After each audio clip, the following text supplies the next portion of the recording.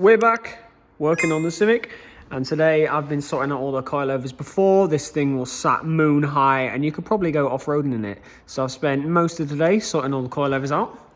So I've had to basically jack it up, take the wheels off, adjust the coilovers, put it back down, see where it's at and go back up. So now I've got a 3 centimetre gap all the way around.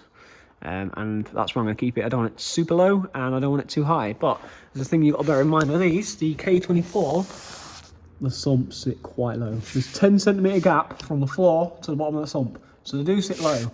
So that is as far down as the car's going to go. I've also done some things underneath. So let's have a look. I have put the fuel tank back in and it looks freshly clean and painted from when I refurbed it a few weeks ago.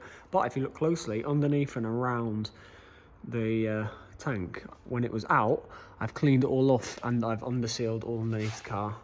So it's all clean and protected because it was getting a little bit crispy in places. So I wire wheeled it down in some places to bare metal and then undersealed it so it's nice and fresh. So that should protect it from the elements and getting any worse. And I am going to do the rest of the underneath.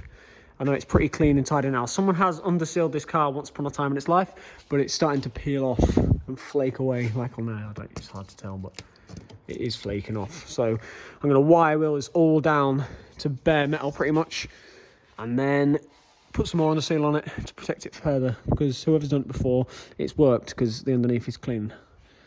So that's what I'm going to do next. I'm also going to take the wheels off and get these powder coated, because they do look a bit nasty. Moving on to more visual stuff. Bumper coming off to get painted, wing coming off to get painted. The wheels right now are getting refurbed as we speak, and this rear wiper I'm going to do a bit of a delete, and there's this fancy little billet piece that I'm going to replace that with. Another upgrade I'm doing is the rear camber arms. These are my new ones and these are obviously the old ones, but look at the play in that. That is what they shouldn't be doing. And this one here is completely collapsed. And when it was bolted up onto the car, you could wobble a wheel back and forth. So they're going in the bin because they're completely dead, and the new ones are going to go on. Progress is happening. The rear wiper delete is on, and it just makes the whole tailgate just look so much smoother. And plus the wiper arm and blade was completely destroyed, so well worth getting that done. And the wheels have come back and these things look so fresh. Really happy with how these have turned out. The rear bumper and the wing are off getting painted right now, so they'll be back in the next week or so. So right now I've got some wiring stuff to sort out, which I'm going to dig into. But while it's down on the floor, I'm going to go inside and finish off the brake lines and try and get the shifter sorted. So that's what I'm going to try and do tonight. And then I'll revisit the wiring because I need to get a different starter loom. The one we had here just on the shelf isn't the right one. These connectors don't meet. So I need to get the right one for that, and then I can finish all the wiring stuff. So for now, get the brakes finished off. I could even get the clutch bled up and get the shifter on. All right, so the first thing I'm going to do is rip out all of this interior because I need to get under and get these brake lines run, and I also need to cut this off to put a flat plate on to bolt my shifter. So when I'm angle grinding that off, I don't want this carpet in, and I want this carpet out of here so I can get it clean because it is disgusting, as well as these seats. Look at the state of that. What even is all this? I bet if you set this on fire, you'd hear screams from all germs burning to death. That's kind of what this thing needs. It is horrible. I'm going to clean it up best I can. But if it doesn't look good after I've cleaned it, I might even dye it all like black, just because I'm not sure it's going to come up well. Anyway, that's a problem for another day. I'm going to have to do the seats as well because they're minging. But even still, under the carpet, there's just, I mean, the good thing is there's like no rust, which is nice. But someone spilt some sweeties in the past because they're everywhere. So I'm going to just clean this now to make me feel a bit better about being inside of here. And once I've done that, cut this little loop out, put a blanking plate over it, and then mount the shifter.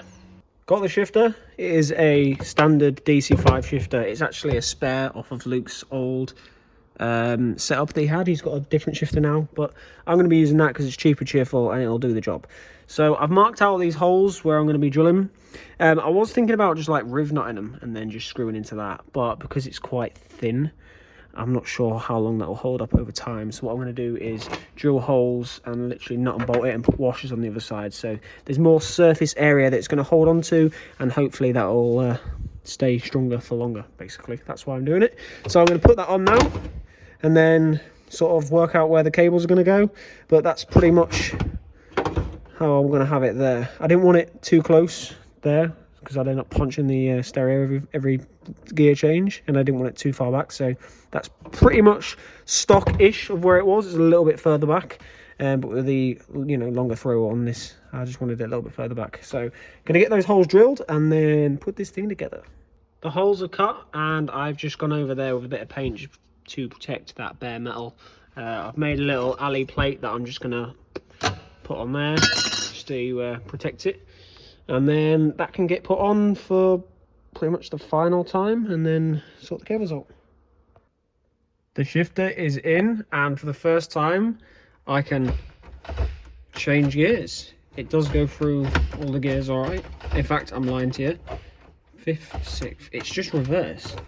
But on the other side of this linkage on the gearbox side, there's loads of threads visible there, so I think I just need to wind it in a bit. It can almost get it, but I just think I need to tighten that up on the gearbox. But for now, shifter wise, we're done. I've made a little bracket just to hold the cables down, so when the carpet's back on, it should just completely hide that and you won't be able to see it. I will have to do something with the plastic cover that's on here and the cover that goes on there, but it's a very big shifter compared to the factory one. And to be honest, the factory one's underneath the car with the big long cables, so there was never a shifter meant to be sort of like this design. But we're getting there. I'm going to have a look at these brake lines next. So, working on the rear brakes and the bias valve, I've put inside the armrest, like cubby or whatever you want to call it. I said this a while ago that I wanted to somehow put this in there, and it's happening. Hole there for the line from the front, hole there to go out towards the back brakes, but I am super happy with how that's worked out. And it's just nice and hidden out the way. You'd never know it's there. And that's kind of what I wanted. So I'll show you guys what this looks like in the car when it's done. That's the line coming from the bulkhead, the front line, and then it goes to my armrest with my little pocket. And then both cables bolt in through there. And then this one, I've actually got loads of play with. Goes to the back here. I've stripped everything out, and I just need to drill 2 little holes through like the arches, and then just loop these through, and then it'll bolt on to where the flexies were, which is all done and ready. I just need to basically get it up on the ramp, take the wheels off, drill those holes where I think it's going to be best, and then put it through, and that's the brake system done. Alright, so that's pretty much where I'm at progress wise with the EG. I just need to sort of finish those last bits of brake line, and then I need to really just start on all the electrical stuff and finish the fuel lines, and after that I should be able to start it. Hopefully in the next sort of 2 to 4 weeks I might have this thing running, but normal life does slow things down, which is fine. But I get to the Civic and work on it when I can, and I'm quite happy with the progress right now. All the gear shifters done, all the brake lines are pretty much done, and then moving on to the wiring. I just need to order a couple of parts. This starter loom that I got, it's not actually correct. Well, I didn't get that one, that's one we had, but that's pretty much where I'm at. So I'm going to call it there because it's nearly 10 o'clock at night now, and I've been at work all day, so I'm pretty tired. But I'm going. I'll catch you guys in the next video.